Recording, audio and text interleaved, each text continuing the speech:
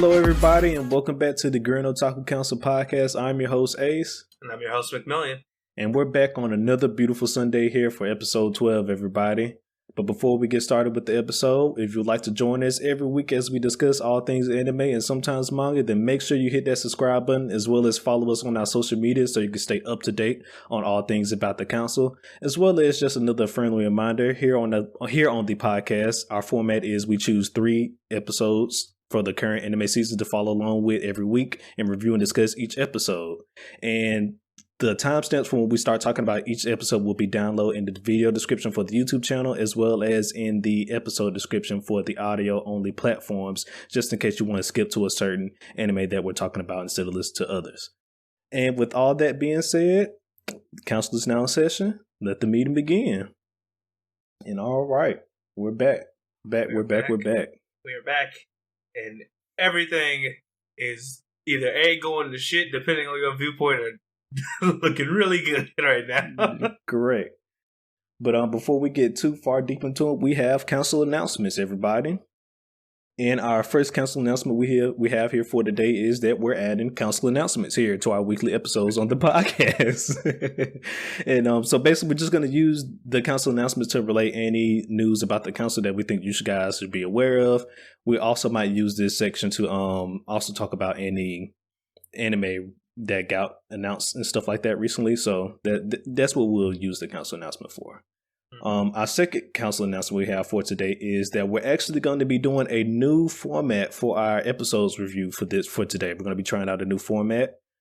This is the first iteration of this format. It may or may not be final. We still got to test some stuff out. But anyways, the format is as follows. So for every episode, we'll start from the top. We'll talk about what we learned from that episode. Going from there, we'll talk about what we dislike for the episode, going into our favorite scenes from the episode, and then just like always, we'll give the rating for the episode. So we got 4 topics basically we're going to go through for every episode. And then the goal of this is to hopefully help put some more structure into our episodes and also help drive the conversation as well. And yeah, so that's all our announcements we have for today. And we're just going to jump right into the first anime we have slated for today, the case study Vanitas. And it was a lot for this episode. Case study Vanitas, episode 15, The Aperture Vampire. And we're going to start with what we learned from this episode. And it was a lot.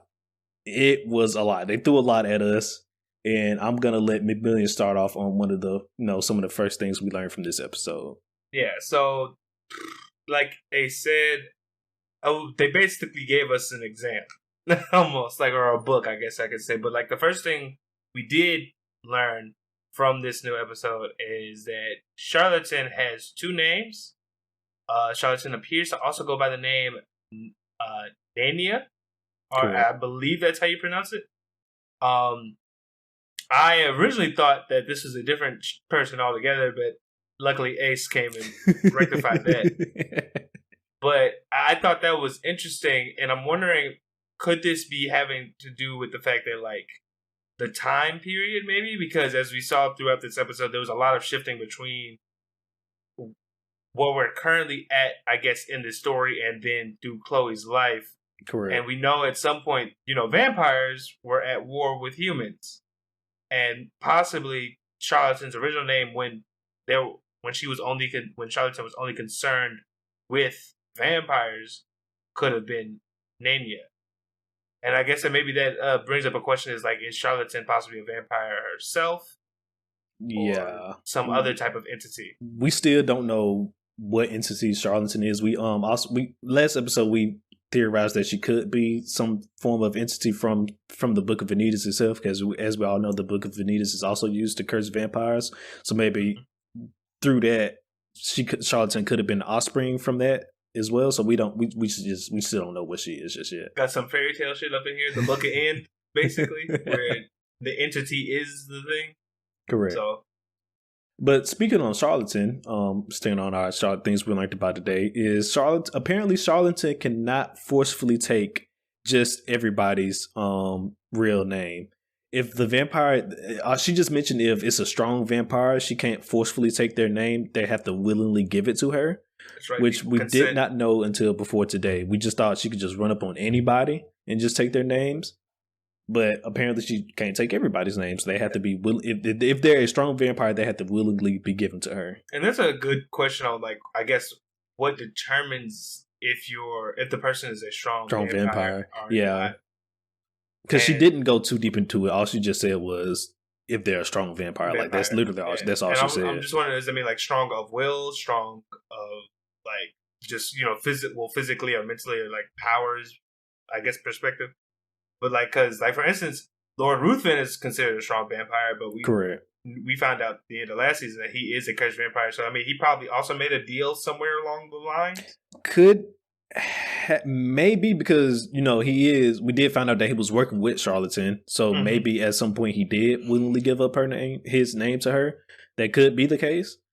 Or maybe he could have been cursed by the original Vanitas. That as well. But speaking of strong vampires, we also learned that Noe was one of these said strong vampires. That's why whenever Charlatan interacted with him, he never lost his real name. And so, that was just another interesting fact we learned. But I guess if we consider why Noe is considered a strong vampire, maybe it's because of his bloodline. And, it's not a lot of his type of vampires out there in the world. So that could be the case for him. And speaking more of that, that's why Noe was like, "Oh, did you offer this wish to Louis, which was his friend, which was him and I forget the girl's name. Noe's friend's brother.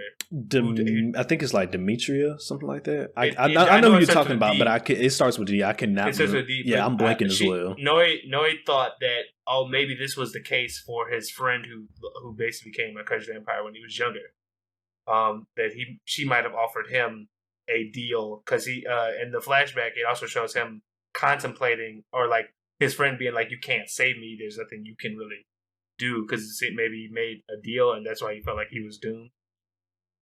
At the end of it, I don't know. Like I said, this episode of Vanitas is just like, hey, here's all this shit. Like, I'm gonna just drop this on the table because, like, for instance, like going past that, we from the fact that we learned that strong vampires can't be like cursed, we then learn more about like Chloe's family, such as like the guy. We now have a name for the servant, and it's Jean-Jacques. Well, they gave us the name last episode. They did.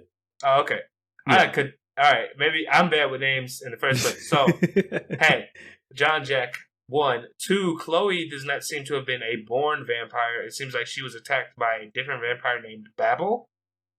Either that, because because when I saw that scene, she also mentioned at the same time when her father was Well, I'm gonna wait on that actually, because that leads into another thing we learned today. Well, actually, no, I'm gonna jump right into it. So another thing we learned today was that her family was messing with the word formula, and they made a machine called the alteration machine engine, not machine, alteration engine. But back to my other point, when they mentioned that, she also mentioned that like when her family started messing with the world engine, the world formula, and stuff like that, she just woke up one day as a vampire. Well, which also made me think about how back in season 1 when Noe's teacher was mentioning that one day people just mess with the world formula and vampires came about. Vampires, yeah. But I was thinking that it had something. Because she says I had survived the attack from Babel or something like that. Like Correct. Right before she explains that I woke up as a vampire one day. Wait, no, that could be the case. That's just not how I saw it. I took it the other way. I but thought that it could was be the case. A vampire attacked her and turned her into a vampire. Although, I mean, what you're saying could also possibly be the case because we haven't seen, or I don't think people have talked about a vampire turning someone else yet. Because we know that you can be a half vampire if one of your parents was a vampire, and that's what Dante and also just for the fact that we know Chloe is hella old, and she could have been born around those times where, like I said, they was just starting to mess with the word formula, and they actually it hasn't been confirmed yet, but what the Apertures was doing, they could have possibly made the vampires. Well, I don't know if they made all of them, but because I think it was another guy actually that Vanitas' teacher was talking about in the first season that was originally messing with the word formula that made vampires. Yeah, and also he made it sound like that was like a long time ago. Yeah, he did. Yeah. Yeah. But before we get too far off of that, so with all this being said, we also found out that Chloe is also considered a strong vampire and that she willingly gave her true name to Charlatan, which is why she has not completely lost her mind or anything. She still has her sanity. We talked about that last episode. Is we didn't know why, if Chloe is a cursed vampire, we didn't know why she hasn't lost her sanity yet, or sanity for whatever reason. And now we know that reason. It's because she willingly gave up her true name. And there seems like, I guess, other vampire, like for instance, maybe that explains why Lord Ruthven isn't going around acting crazy as well. But I mean, like I said, this still remains to be seen if he's truly cursed or if he's just working with Charlatan for his own personal gain. And then, I mean, but like, what I also thought was interesting, speaking of Lord Ruthven, he came to help the Apertures work on the the alteration machine. There you go. Alteration engine. And basically, that is when Chloe what led to Chloe meeting Jeanne was because Lord Ruthven was working with Jeanne's parents. And Chloe had considered Ruthven a true friend because he had came and spent time with her, as well as brought Jeanne to spend time with her as well, made her feel like a person. Because the Aperture family, or her father at least, did not want her leaving the castle since she was a vampire. He felt like, I guess they felt like they needed to keep that under wraps or something like that. Because it appears to be that she was the only vampire in the family. Yeah, because the whole time they were trying to save her, but by doing so, they were treating her kind of like a monster. And the only time she really felt like a person was when Ruthven and Jeanne were around. Correct. And what's interesting, because this is I'm theorizing it a little bit, but it seems like the what possibly led Chloe into making a deal with Charlatan is that after the war and everything had happened, they hint that Jeanne might have been killed. Correct. And that could have, and the wish she could have used or made a bargain with could have been to bring her back. There were no confirmations on that or not yet.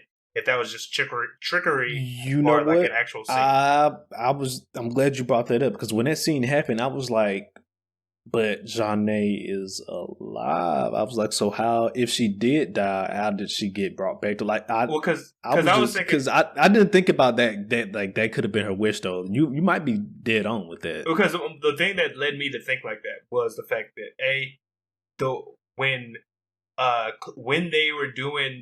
Jeanne explained that I had a run in with the beast before, she just said she failed her mission, but she never goes into one, how did she do it? And then two, she doesn't really bring up like what her encounter with the beast was before. She just says it happened. So I'm like, could she possibly not have memory of it because she technically killed? died? Yeah, because she was killed. Or like, was there something bigger happening here? And Charlatan could have played a trick on Chloe to make her think that she was dead. But I mean, that's just one thing I picked up from this thing. I don't know if it's true or not, but if so, that's wild. Like that is completely crazy. Because then now that brings a whole nother aspect to Charlatan, because it's like if you have, it's basically saying you have more than the power than just to take vampires' names and cursing them. Like if you can actually grant wishes and stuff, then that's wild. And we've already seen the fact that Charlatan can play on people's perception for instance, when she brought Vanitas, Jeanne. Basically, she brought all of them into that like clown-like world, basically that circus world. In the last, not last episode, but the episode before last. Yeah.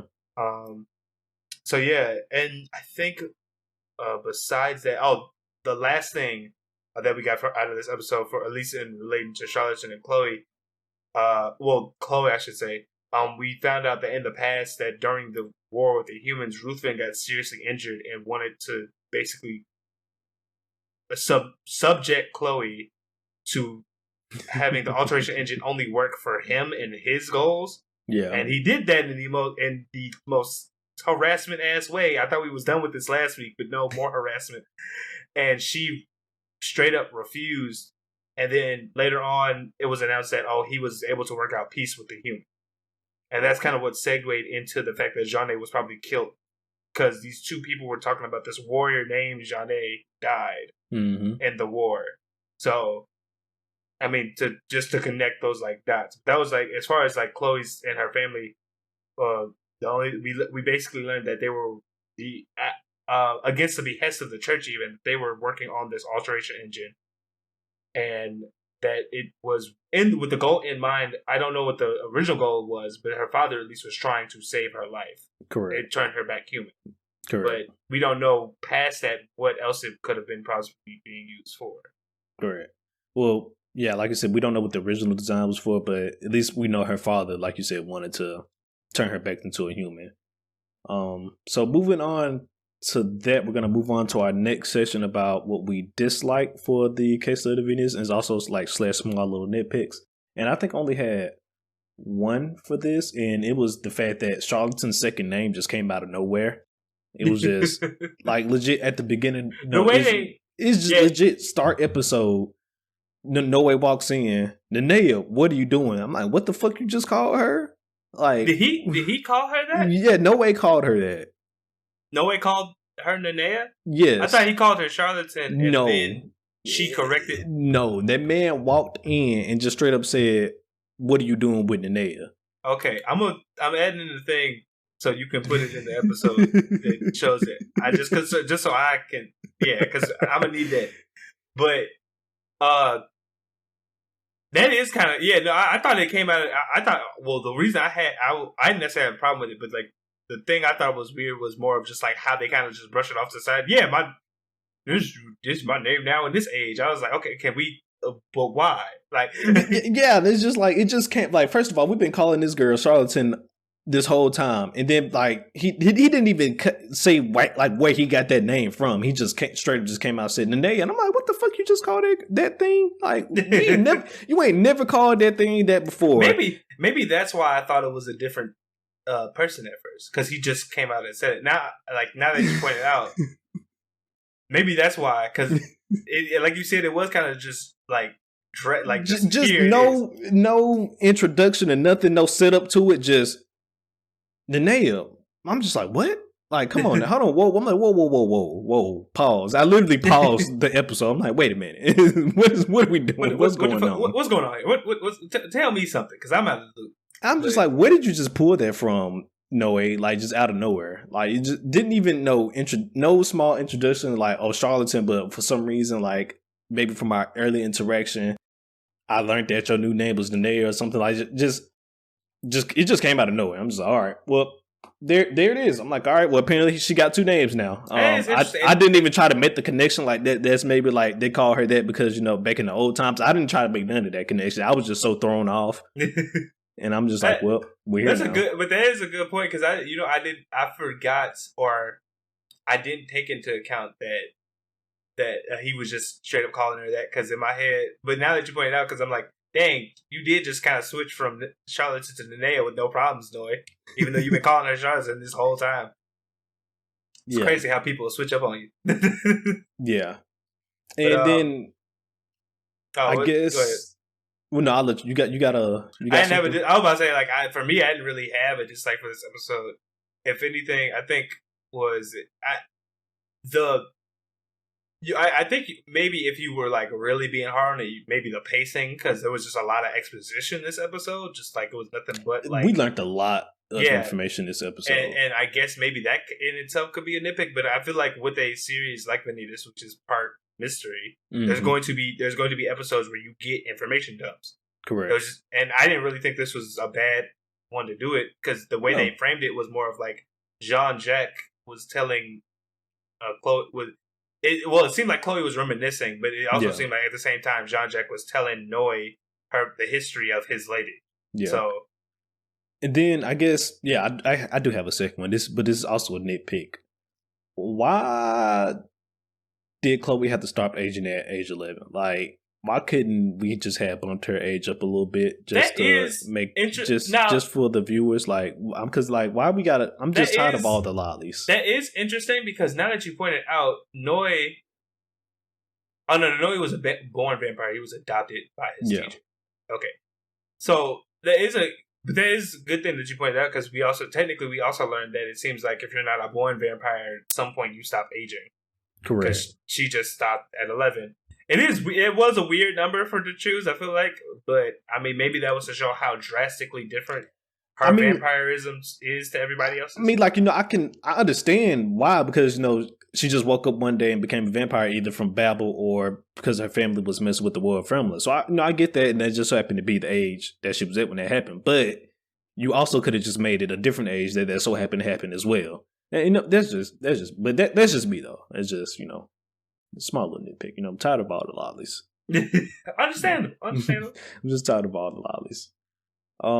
But yeah, do you have any other thing you dislike about this? No, like I said, I think the only thing I could, if I was being really hard on it, I guess it's just the amount of exposition we got this episode. But like I said, I don't think the way they did it was bad, because I feel like it came at a time that you kind of needed to not understand stuff. Because if we had kept going and I didn't get no information on who Chloe was, other than that they were just here to try and heal her / kill her, it would have been weird. So yeah.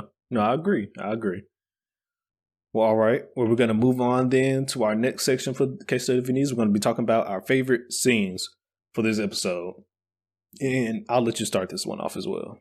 So, Chloe knocking Noel the fuck out, I thought was hilarious, because Noel was like, no, is it? No, it's Noe. It's right? Noe. It's Noe. It's Noe. I keep calling him, for some reason in my notes I wrote down Noel. But Noe, when he confronted Charlatan, I'm gonna call her Charlatan. That's the name she was introduced to me as or whatever. He got all rowdy with her because, as we know, his young friend died from being a cursed vampire. He stepped on. They were in the dining room. He stepped on the table and he knocked over food. And Chloe was like, "I don't like people who do that." And she bitch smacked him across the room, and that shit had me dying. I was like, "Oh my god." Yep. The savagery. It was hilarious. So one of my favorite scenes from this episode was when the scene where Lord Ruthven came back to Chloe, how you mentioned, and he wanted Chloe to use the alteration machine for his purposes. That was one of my favorite scenes because, like, legit right before that scene, we got Lord Ruthven mentions how he wasn't on either the vampire or the human side because he had just as much interest in them as one another. Which is basically how Noe is. He doesn't really pick a side. He has the same amount of interest in both vampires and humans as well. And so you also got to find out that Lord Ruthven was once just like Noe, and then just for him to somehow come in turn, all of a sudden, like that war must have been pretty bad for him to completely change his mind. Yeah, so I'm not gonna repeat. That was my other favorite scene because I was just like, this shows like how drastically different in terms of one when he last visited her. Like you said, he was just like, I'm not for the nonsense of the war. I'm really just trying to study and learn. Mm-hmm. And then he came back, he missing an eye, looked like he was desperate. Also, when he bit her, he left like it looked like how vampire bites look when they were cursed. Mm-hmm. I don't know if you picked up on that. Yeah, I caught it. So I was like, oh, did he make his deal with Charlatan at this point, or did the war weaken him to the point where he could have gotten cursed? Yeah. I was like, this is that scene alone, without directly talking about, like, gave a lot away for Ruthven, and then two, it also just showed like how drastic the war between vampires and humans had become. Yeah. Like I said, it basically, like, seeing that scene basically leads you directly into the Ruthven that we're seeing today, and like how he became what he is today, the guy he is today. And it also makes me wonder, like, moving forward, will we ever get like a flashback in terms of like the war, what the war would look like? I'm pretty sure we will eventually, like, because they this isn't the first time they've mentioned the war, so at some point we're gonna have to at least see like a small, even if it's not like a full episode, they're gonna have to show at least like a little small glimpse of said war, because they done mentioned it a few times. Right. So it would be a disservice if we didn't get to see just like a small glimpse of it. Yeah. And then last but not least, at the very end of the episode, well, no, before this one, actually, just because of the imagery, when Charlatan first came to Chloe and tried to tempt her into giving her true name, I thought that was a good scene, just because just the imagery alone. It just went from scene to scene. You saw Janae laying on the ground dead and blood, had her head chopped off and everything. And then it goes back to the point where how you mentioned, was she trying to play a trick on Chloe, or did Chloe actually ended up doing that herself? And then at the same time, then they go from that scene to another scene where she's stuck in a cage. She was like, you don't want to be stuck in this castle, living in the cage your whole life. You need to break out and become a beast. Yeah. Just visually, it was great. Oh no, it was it was pretty impressive. I liked it. And also, I mean, I already touched upon it. The fact that there could be, the question hangs in the air of like, was Jane actually killed during the time? Was that just a trick? And was that the thing that resulted in Chloe making the wish? Because as we already know, she'd been lonely for all those years, and then to find out that a person she looked at as like a sister had perished, I'm pretty sure that could have pushed her over the edge. So correct. Yep. And then last but not least, my last favorite scene was at the very end of the episode where you see Chloe activating the alteration engine. Just for the fact that they've been talking about, the alteration engine this whole episode and how they've been doing studies on it, but they have not one mentioned that it was complete. And then we just see her at the end just activating. And I was like, oh, so it's up and running now. Okay, and so the question is, what are we about to use it for? Yes, what are we about to use it for? Because she is in league with Charlatan, and she's also a curse member. Like at this point, the goal originally for this machine, at least built by your father, was to change you back from a vampire to a human. That's off the table. So what's on the table now? Correct. Like, because if your wish wasn't to, like bring Jane back from the dead or something, then what possibly her wish could have been, getting the alteration engine coming up and running, not back up and running, so she can use it for whatever the hell she wanted to use it for. Because we don't know what she's going to use it for at all. Yeah, we just seen her turn it on. And then on top of that, this will be the first time where we physically get to see people messing with the world formula. Like, they shown flashbacks of it, but they haven't seen somebody, at least face to face, actually also with the world formula. And then, what could this mean? Because we know from last time, altering with the world formula, they made vampires. So whatever Chloe's going to do could have some serious consequences for the world. Definitely. Yeah, that last scene definitely makes you excited for the next episode. Correct. And then, are you done? You got any other? No, that's it. I'm ready for the rating. Oh, all right. Well, we're going to move on to the rating for this episode. And I at least have to give it like a solid 7.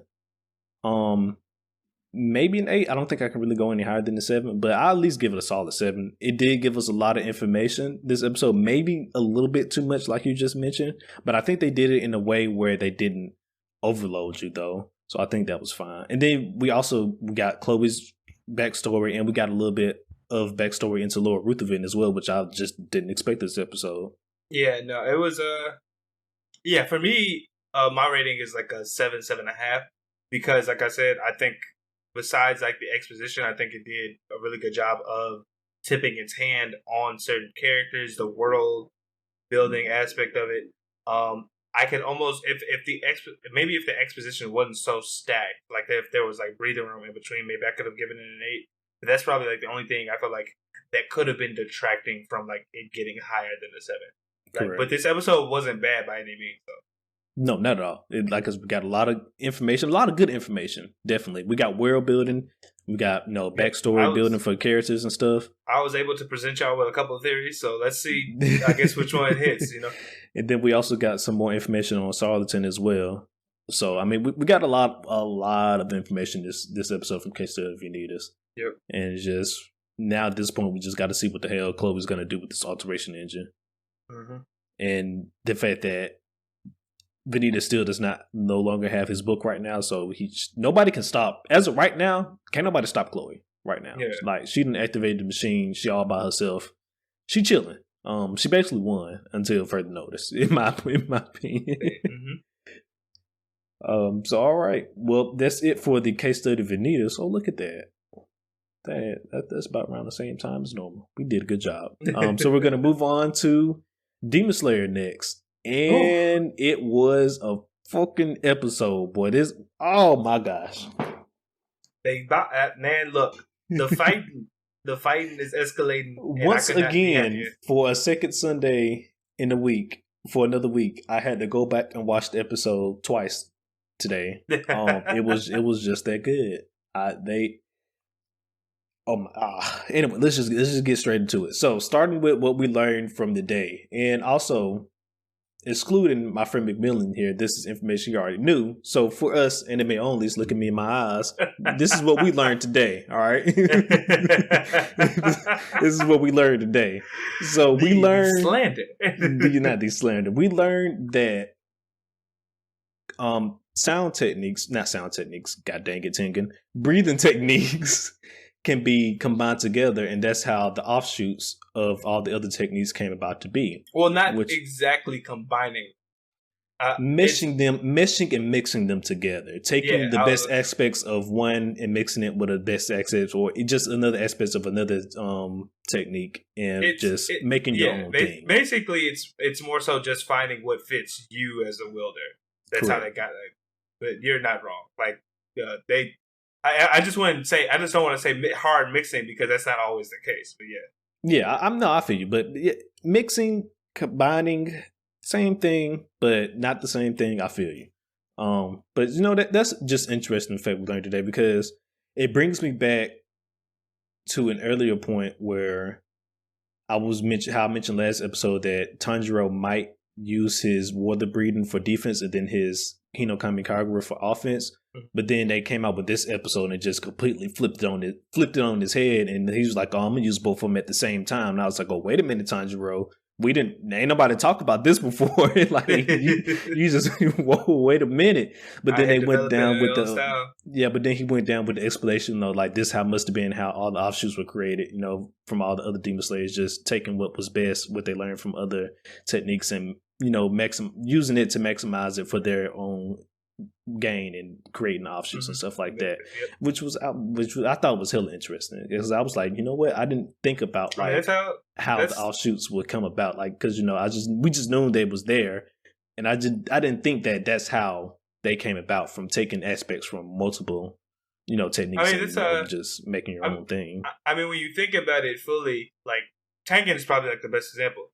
He was originally a ninja who then learned swords, who then learned how to basically just go become a straight swordsman. And that's why he kind of had to make his own technique, such as sound breathing, and make that work with what he had, basically. And that he developed, his own technique. I don't know, because I don't think in the manga they ever say like what technique he first started using before he developed his own. But in the image, it shows what offshoots is from, but I can't remember which original one that was an offshoot one. I can't remember the image myself right now, but I'm just like, but I'm just saying Tengen's probably like the best example of I agree. What you just said. Yeah, no, I 100% I agree. Another thing we learned today, that apparently that after Tengen defeated a upper moon.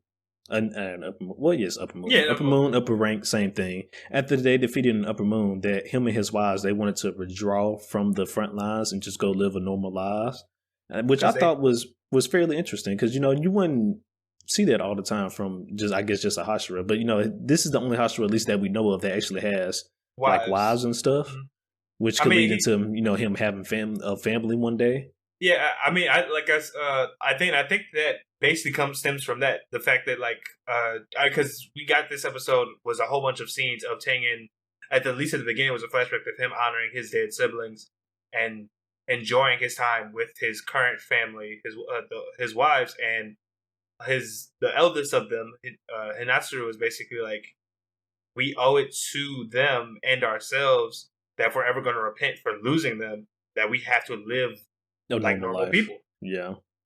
And I was like, that's an interesting way to look. I felt like that was a very interesting way to look at it, because usually when people talk about repentance, it's always like we have to delete the demons from the earth, or like we have to we have to stay soldiers. But I thought it was a very nice flip on its head for them to be like, no, we came from a violent background. We're not really changing much if we just continue to do this violent things. Granted, we know that it's needed, but at some point we have to, have to stop. Yeah, at some point.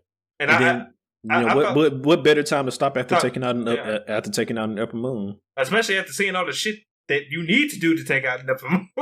It was like, all right, I did what no other Hashira can do. I'm out. You know, shit, I'd be at the game too. Fuck. I'll holler at y'all. Y'all got the other 5. I believe. Oh man. And then the last thing we learned this episode, which we already knew though, this motherfucking Gyotaro, this man is a menace. Like, just straight up. He is a menace. But we also, besides that, and I fully agree with you, under the jail. We also got a confirmation though. Tengen's sound breathing is represented by the white flashes and the fireworks. Because remember last episode we were debating that. You are correct. And I have that in my notes. I don't even know how I skipped over that. I guess that's it, folks. That's his animation. I don't think it's necessarily bad. I don't think it's necessarily that bad either. It's just, I guess it's just real flashy, and I guess that plays into his character though. So exactly. I'm not mad at it. I guess now that I think about it, like I can't be mad at it because it's legit just real flashy, and it's it's true to his character. Yeah, and it's not as stylized as the others because it's not an element too. So which is cool because when we get to the other ones that are representative of different things, such as like Snake and Love, how those are going to look, I can't wait to see either. Yeah, but I mean, take it for what you will, guys. Pretty much that confirms it. That's the animation that they're using for his sound techniques, because that's the exact same animation that they used last episode when he used his other sound technique. So, I mean, I don't dislike it. It's just that from first seeing it, you just couldn't really tell like if this is it, because he was just throwing smoke bombs and stuff. Not smoke bombs. He was throwing those regular bombs and stuff everywhere, and you just couldn't really tell. But then he did the same thing again this episode, and so it just pretty much confirms it. Like this is the animation that they're using for it. And then other than, like I said, my boy Gyotaro is a menace. That's pretty much all we learned today. Because other than that, we just throwing hands here, everybody. We throwing hands. Throwing swords to be exact. We throwing swords. Other than that, we know those other small things we learned today. So with that being said, we're gonna go straight into what we disliked about this episode, and we both had the same dislike. McMillian, which is how because it really pissed me off, because at the beginning, when Zenitsu first starts talking, he doesn't have the snot bubble. But then, like, immediately, like 2 shots later, they bring it back. Yeah, and I'm just like, why? So I didn't notice this last week, and I don't know if you want to like put it in, but I can give you an image. During the manga chapter that this is taking place in, he doesn't have it. He doesn't have the bubble at all anymore. It doesn't even like show up. Like it seems like, because it seems like as Zenitsu advanced in his training, he doesn't necessarily like completely pass out into sleep anymore. It seems like he's in a halfway state of consciousness, almost. And so I felt like keeping the snot bubble there, while I guess adds to the humor of Demon Slayer, I felt like it took away slightly of like just the results of Zenitsu's training and how he kind of steeled himself into fighting demons. Not even that. It just really took away from the moment, because like we're legit that too in a fat ass battle with 2 upper 6 right now, and like the fact, like, because it really messed me up and pissed me off, because like I said, they didn't show it the first time, but just for the fact that they went back and added it in just really upset me. I was like, we couldn't just have left this out for this episode, because like, do you not see they fighting for their lives over here right now? Like, can we not be serious for 1 second, Demon Slayer? Just one. Just one. Just 1 second. Can we not be serious? But other than that, that was really the only dislike I had this episode. Yeah, no, same. That was the only thing I had, because I was like, like you said, it kind of ruined the moment. And 2, for me, it just kind of took away from how hard Zenitsu worked to get to where he was, where he didn't necessarily need to be fully passed out to fight a demon. So, correct. Yeah. I guess moving from there, we can talk about the scenes that we like. So, correct. I'll start. And man, when Tanjiro saved the beginning of the fight, when we first make it back, because they picked off right where they left the last episode, Gyutaro grows his legs back, and it's like, that was a good try, y'all. And then immediately starts up his blood demon art out of his arms, and Tengen has to kick Tanjiro back. I was like, yo, they getting down. I'm glad you. That shit was raw as Like, hell. that's one of my favorite scenes as well. Just right out the gate. Like you said, start off where we ended from last episode. And in my mind, I thought that Gyotaro was just going to get saved by the bands or something. Because, they've been flying over there this whole time. So I thought he was just going to get saved by the bands or something like that. But nope, this motherfucker just popped the kunai out of his neck and was like, oh, well, let's get it. And then we just went from there. I'm just like, oh, okay, you saved yourself. Well, all right then. All right, this man is a monster. He don't need no help apparently. And he, like you said, just went straight into a new blood demon arc we ain't seen before. Under the jail. My man Tanjiro had to get saved yet again. But then after that though, went back and saved Hinatsuru. Yeah, I'm about to say right after that leads into my next favorite scene when he had to save Hinatsuru, and he combined his techniques for the first time, or combined, whatever the hell you want to say, mixed his techniques together for the first time. And I was like, because it just caught me way off guard. Because let me tell you what was going through my mind in that instant. When Tanjiro was like, I have to do something, think, I immediately thought he was going to throw his sword at Gyotaro, just like he threw his sword at Akaza. I thought he was going to do the same thing. That's what I thought he was going to do. But then he pulled that out, and I was like, whoa, wait a minute. And then they showed the animation. I was like, wait a minute, Tanjiro, what the fuck did you just do? You know what's so funny? When I was watching that scene, I, who has read the manga, was in very dire suspense of like, oh shit, Tanjiro, what you about to pull up? Knowing damn well I've seen this before. So I totally get it. That was a really good scene as well. You basically hit it. That was one of them. But from there, my other favorite scene right after that is our trio squaring up and clearing a way for Inosuke to take Daki's head. Yes.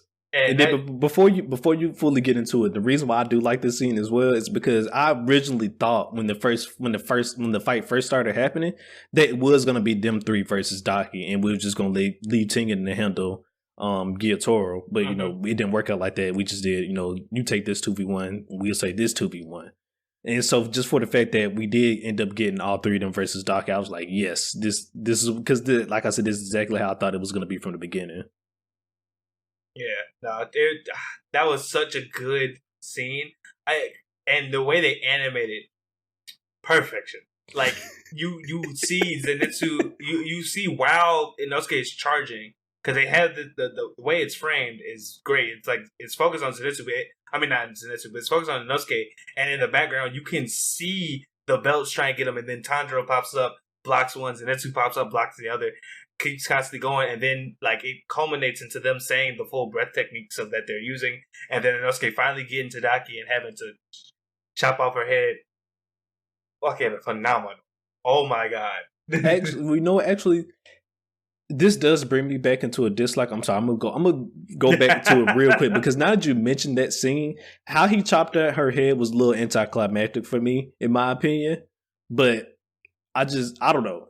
I feel like he could have just came. Because he basically had saw her head off and stuff like that. I was like, I understand why it works, but it just felt a little anticlimactic for me. I totally get you, but I think what I think it was for me it was anticlimactic. It was more of like funny / kind of cool. It's because Zenitsu's whole his breathing is legit. Just like I came up with this shit without even seeing anything. So I just be throwing out moves together. So I was just like, this is perfect because this is whole shit right here. But I can totally understand that. But moving from that, my last favorite scene is basically the end of the episode where you're riding high. You think that your heroes have gotten a dub, a single dub. That is not my favorite scene. It is not in my category. Everybody. And then Gyutaro is like, what's good, homie? Let me just... That's some bullshit, everybody. If you have this in your favorite scene, what is wrong with you? What is wrong with you? I thrive off of negativity. That's what's wrong with me. No. What is wrong with you? It just was so... I just feel like the way they... As a person who knew it wasn't over, it still caught me off guard. I was like, the execution. That's probably why. even after he cut her head off, like I know it's not over because we still have old boy to deal with. But like you said, how he just came up out of nowhere, especially how they animated it. You just see his scythe just coming in out of nowhere, and I'm like, whoa! I'm like, whoa! Wait a minute! I'm like, whoa! And then basically leads to the end of the episode, which is another part of my favorite thing. Zenitsu pushing Tanjiro off the roof to get him away from like the buildings that are being broken down right now, basically due to stuff.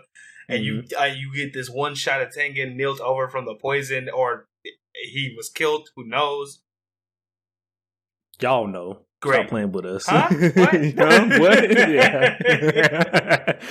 But yeah, he even had one of his hands cut off, which is even wild as well.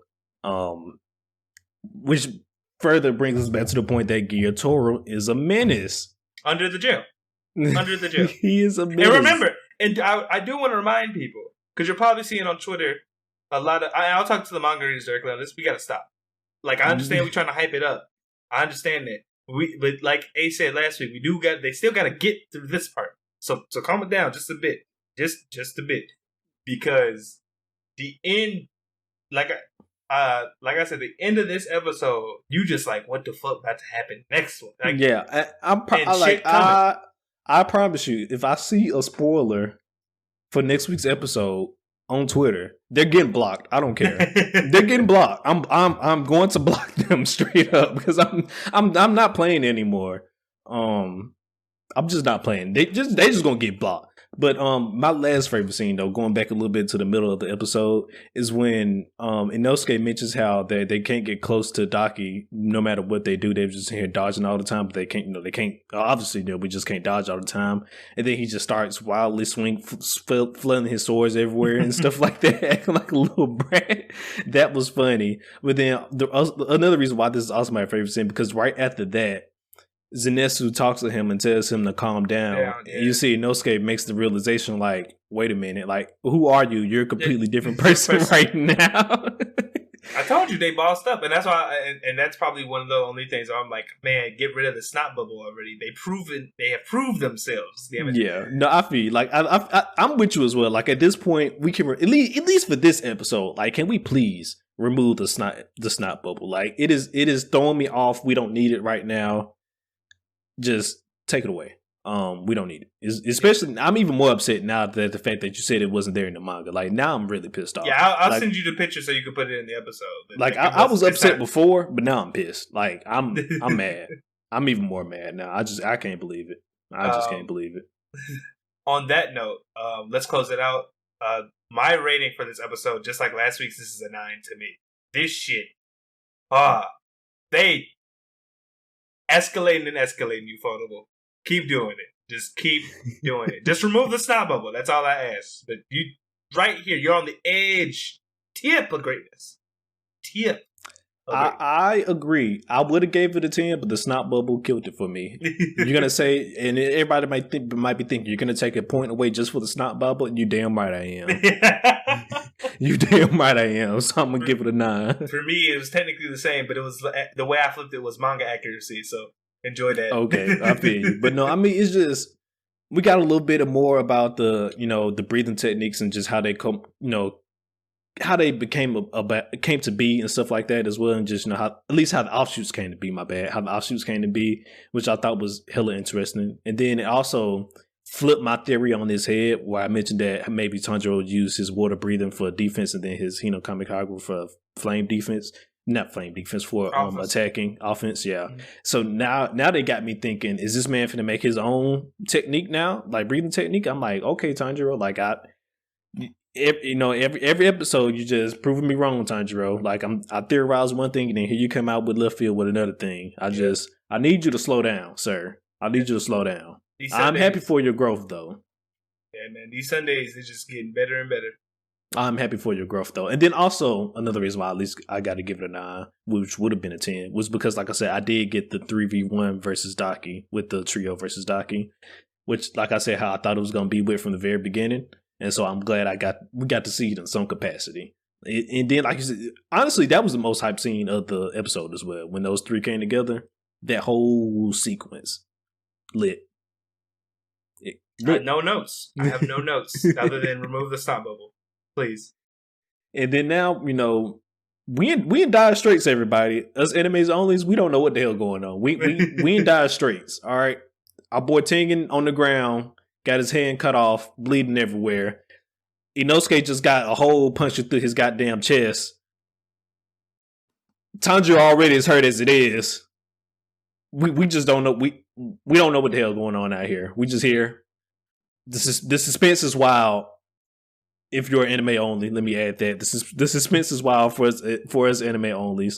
This is probably how the manga readers felt when they was reading the chapters every week. Yeah, and let's besides the said we gotta hurry up and get on out because it's pretty long right now. But we're now moving to everybody's favorite other cliffhanger episode, Attack on Titan.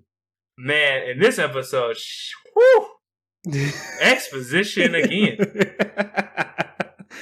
But once again, just like with Queso de Vanitas, though, they did it very, very well. Yeah, but at least with Attack on Titan, they didn't give us like a whole bunch of exposition and stuff. Oh no, because technically a lot of the flashback stuff we had already seen before. Yeah, but it was just the implications of all the shit. Yeah, such as like, for instance, I'm gonna just go right into it. Like Grisha, we find out a couple minutes in that Grisha found the royal family of Parody of the wall the walls hella early. Like Eren was still what 3, something like that. Yeah, 3, 4. He was a baby basically, and turned around, and it leaves you wondering like what the fuck going on? Like why? Yeah. What happened? You later find out because of that he basically just put that mission on pause just to spend more time with his family. Let Eren grow up and stuff. He realized that maybe revenge isn't everything.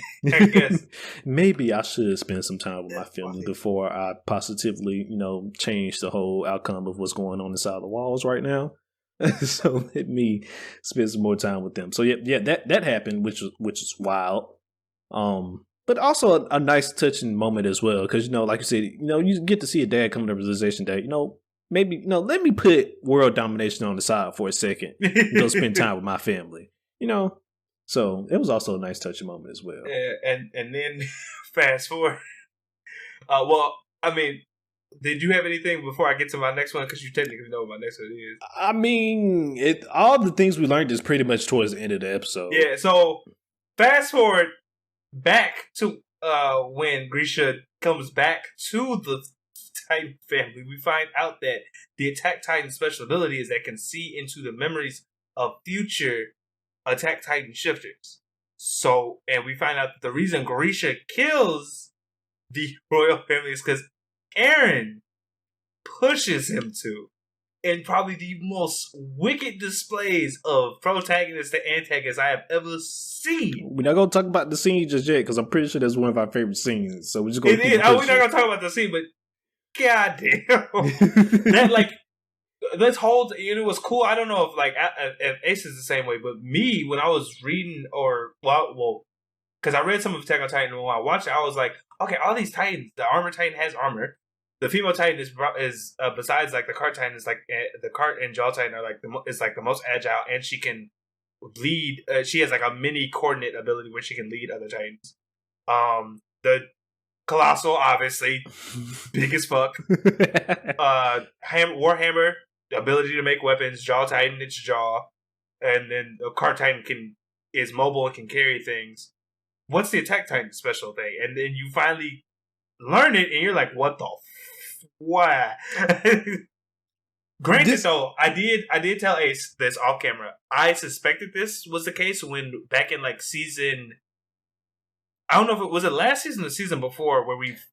You tell me, sir, because I don't remember.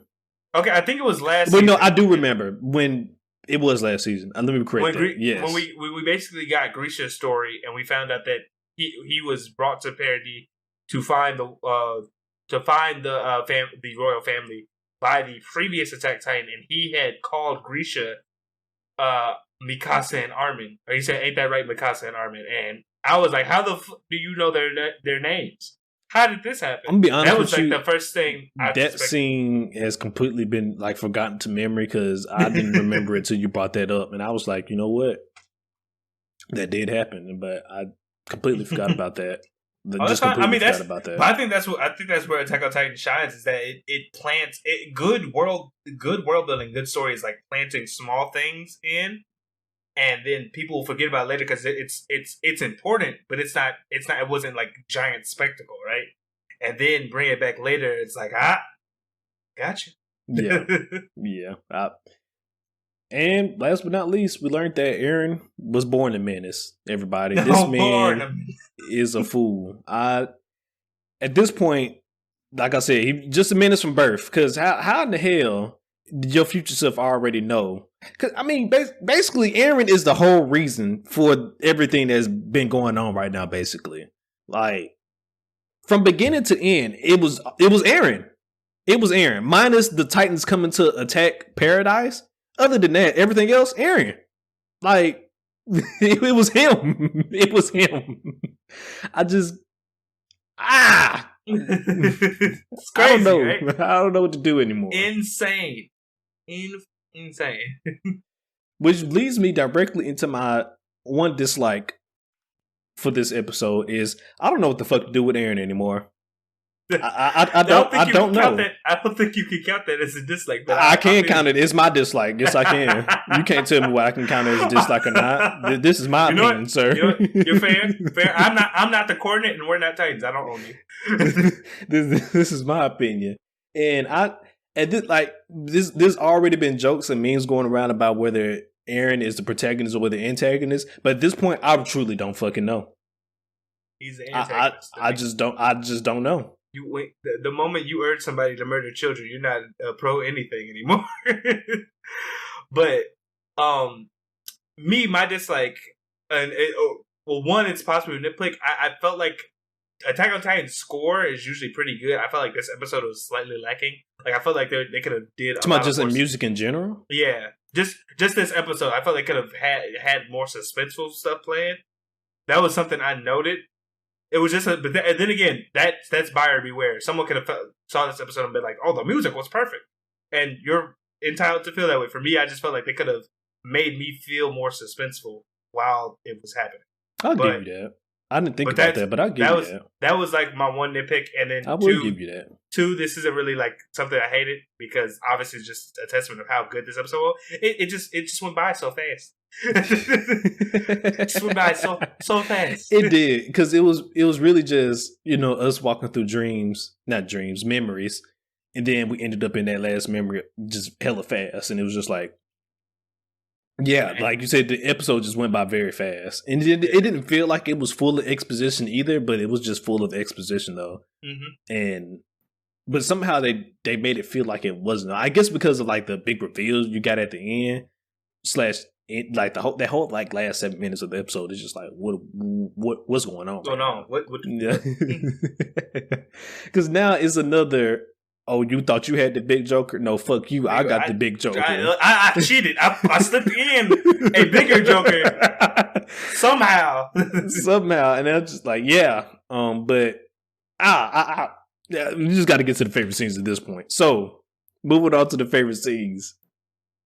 My first one at the beginning of the episode, where the very first time where Eren's dad like sees Zeke and like he sees him like, oh. Is that Zeke? Is that you? I'm like, oh no, that possibly can't be Zeke.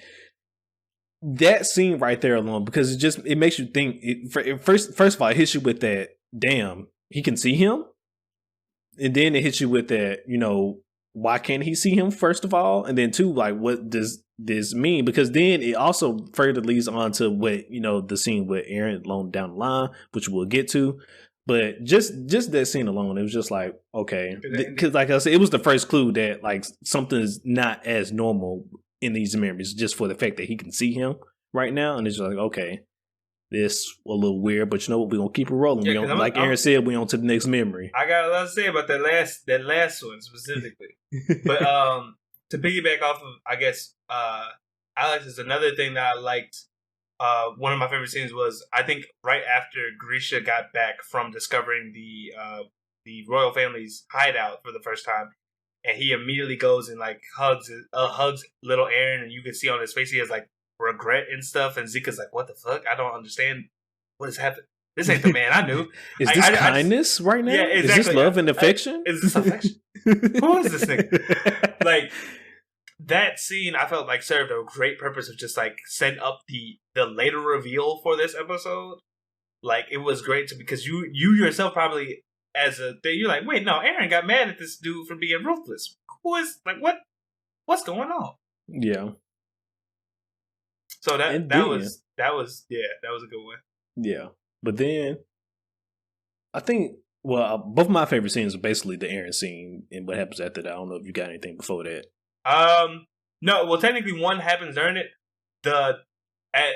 During the flashback after Aaron does his big scene that Alex is probably about to say, we get a glimpse of Aaron kissing Historia's hand, and I'm assuming that is the catalyst of what made him go back and learn everything about his dad and how it all worked and stuff like that. Why he was so prepared for this moment, because throughout this episode, while Zeke is getting confused, Aaron is fully prepared and he's already seen this. He basically just chilling the entire episode, like telling Zeke, like, you know, oh, I'm not the brother you thought I was, all this and that, everything. We didn't grow up the same.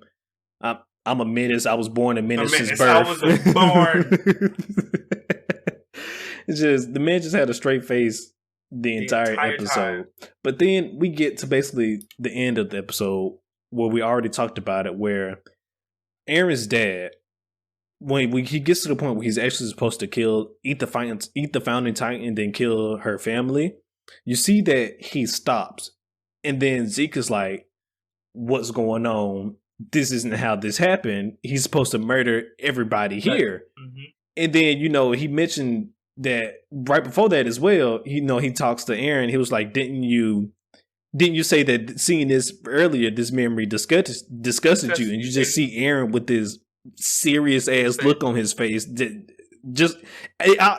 honestly caught me off guard, just like how Yelena's face caught me off guard. They both caught me off guard in the same matter. Because when I seen it, I was shocked, and I was like, "Oh!" The only reason it didn't catch me off guard because I was like, I was figuring it out in the moment. I was like, "Oh no," and I was like, "Oh," but then, just like True Fashion, how we mentioned earlier that like Aaron's dad could actually see them and stuff. This motherfucker Aaron walks up to his dad and gives him the whole spiel on, you should kill all these people. Weren't you here to avenge your friends? He said, weren't you here to get your revenge? Are you going to stop now? I was like, yo.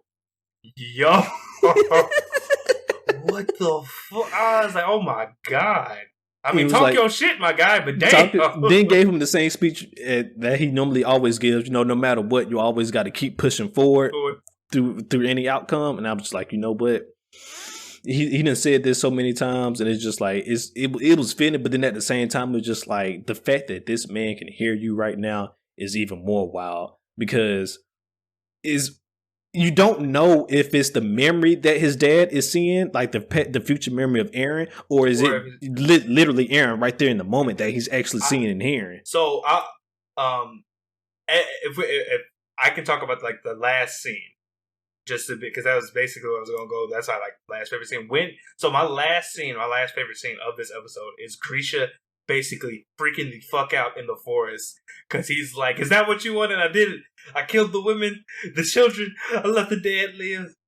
Is that what you wanted, Aaron? And he's like freaking out. And then he sees Zeke again. He's like, Zeke, you gotta stop him. He won't let me see the outcome. He only lets me see certain parts. I was like, Aaron. So I was like, oh, you can control one besides the fact of how like chilling that scene was, because that was wild as hell.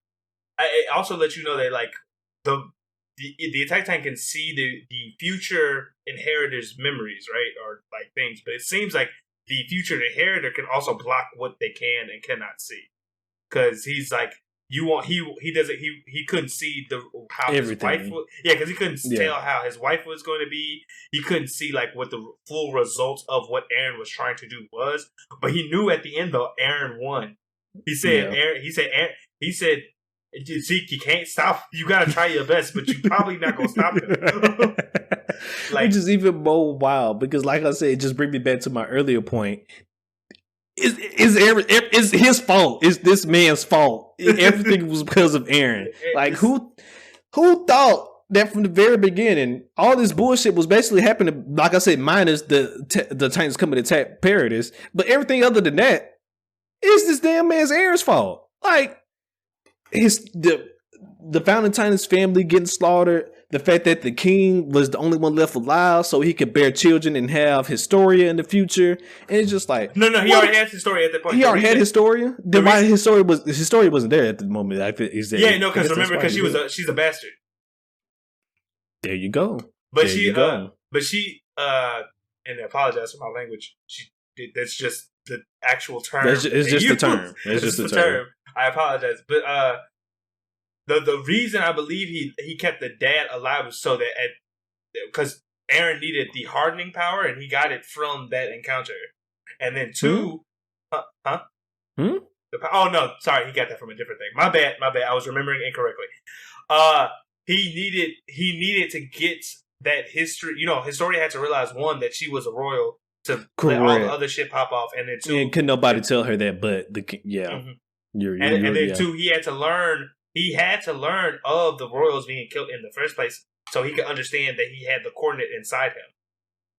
Because if he never got it, he would have never understood fully what was in him. It's just wild. Like I'm not sure what the ending of the anime / manga is, but as of right now, all these plots and twists and everything, it's just amazing. Look, me and my friend have had a conversation. I don't know how it ends fully. I know it's a huge divide on if it was good or not. But me and my friend have talked about this at length. Attack on Titan has no business being as good as it is.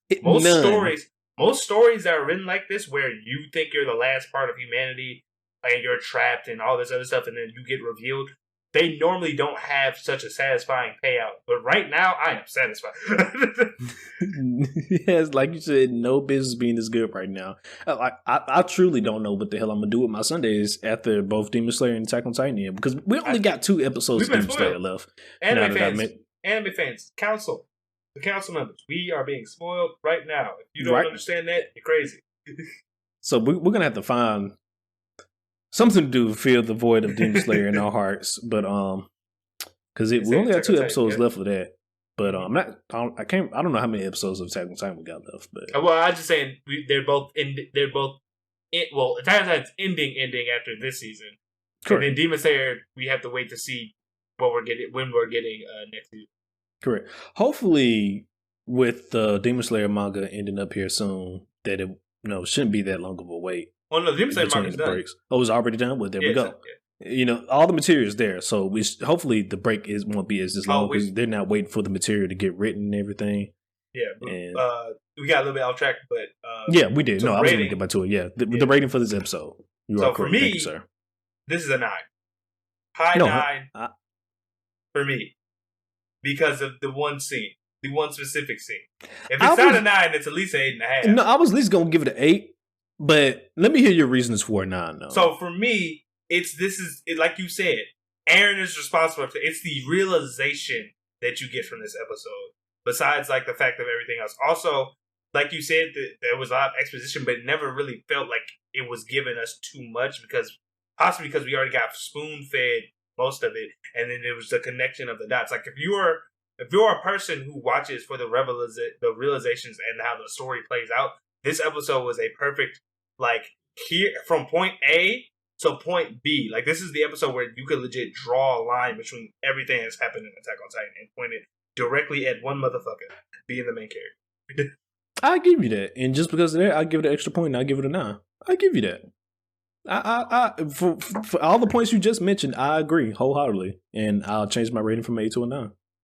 I mean, it's just wild. Just the ending scene is just wild because now at this point, it just has me thinking, like I mentioned before, is we knew Aaron was going to use it for the rumbling. At least that's what our understanding. But is he going to use it for something else besides the rumbling? Because we know the Founding Titan can do a lot of things. So is he going to use it just beside? Like, what the hell is this man planning? Also, and then you got to ask yourself, so he asked his daddy to murder kids. What else is he willing to sacrifice? That part. Like, what is at this point, what is this man planning? don't only the manga readers know. We don't know what the hell going on. We got left on a cliffhanger for all 3 episodes this week, and it's just wild. And Attack on Titan, I think Attack on Titan definitely had the biggest just in your face this week, and it's just like, yeah, take all this exposition, baby. Like, what you gonna do about it? Like, yeah, it was me. It was always me. Like that, like that one meme with the guy in the spaceship. So it was Eren all along. No, it always has been. Always. This man was born a menace. Like, you know, he goes through it this entire episode. How Zeke's just like, you know, how did you end up like this, Eren? Like, from the seeing through our dad's memories, nothing about this says that you should have ended up the way you are today. And like Eren just said, like I was just born like this. Like, he was born a menace. Can't stop, won't stop. Freedom. At any cost. At any cost. Which is even more. The man was born such a menace that his future self already knew what the deal was. Like, come on now. I just you can't get more crazy than that. But that was all 3 episodes, everybody. We got a lot of exposition from Queso de Vanitas this week. So next episode for that should be more of an action-y type episode. Yeah. Demon Slayer, apparently we're gonna be out here fighting for our lives next episode. Everybody is hurt right now, minus Zenitsu. Everybody is hurt right now. Well, I guess that remains to be seen, because like I said, the roof they were on, the building they were on was either exploding or collapsing, one of the two. And that's why Zenitsu had like pushed Tanjiro off. So I mean, we didn't see, for this episode as of right now, he is not hurt. Yeah. So don't. And then Attack on Titan, just the fact that we just got this full realization that Eren, it was always Eren all along. It was just so wild. Every time you turned around, it was me. Basically, like when you was in the shower, I was there. When you went to that basement, I was there. Like, just wild.